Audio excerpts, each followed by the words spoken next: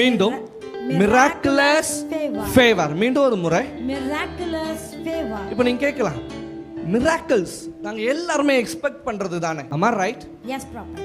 எத்தனை பேருக்கு மிராக்கிள் வேணும்னு கேட்டா நம்ம எல்லாரும் கை தூக்குவோம். எனக்கு மிராக்கிள் வேணும், என் குடும்பத்துக்கு ஒரு மிராக்கிள் வேணும், என் பையனுக்கு ஒரு மிராக்கிள் வேணும், என் பொண்ணுக்கு ஒரு மிராக்கிள் வேணும், என் ஹஸ்பண்டுக்கு, நாங்க பண்ற தொழில்ல ஒரு மிராக்கிள் வேணும், அட்லீஸ்ட் எங்களுடைய ஃபைனான்ஸ்ல ஒரு மிராக்கிள் வேணும். ஆமா, ரைட்? Yes. ஆமா தானே? Yes, prophet. பட் நீங்க நல்லா கவனிங்க, மிராக்கிளை பத்தி நமக்கு தெரியாம எப்படி மிராக்கிள் நம்மளுடைய லைஃப்ல நடக்கும்? எத்தனை பேருக்கு புரியுது? மிராக்கிள்னானே என்னன்னு தெரியாது, பட் என் லைஃப்ல என்ன நடக்கணும்? மிராக்கிள் நடக்கணும்.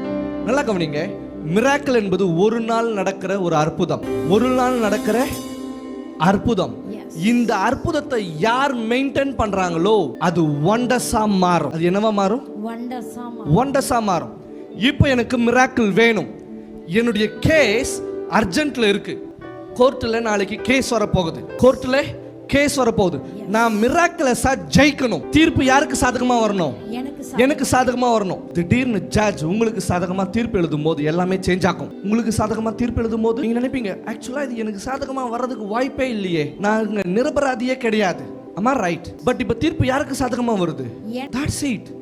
சில பேருக்கு பாருங்க, தன்னுடைய நிலம் கை விட்டு போகும், தன்னுடைய நிலம் கை விட்டு போகும், பட் காட் அந்த இடத்துல மிராக்கிள் பண்ணா மட்டும்தான் உண்டு. சரி பங்காக பிரிக்க மாட்டாங்க, எல்லாரும் தனக்கு வேண்டிய எல்லா பங்கையும் பிரிச்சுப்பாங்க, பட் உங்களுக்கு மாத்திரம் சின்ன பங்கை ஒதுக்குவாங்க. இப்போ இந்த இடத்துல கடவுளுடைய தயவு தேவை, ஃப்ரீ ஃபேவர் தேவை.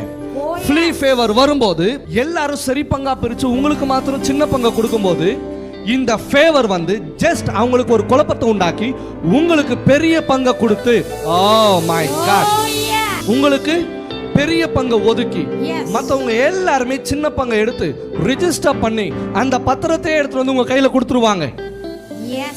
இந்த இடத்துல யார் அற்புதம் செய்யறது? இறைவன். எத்தனை பேருக்கு புரியுது?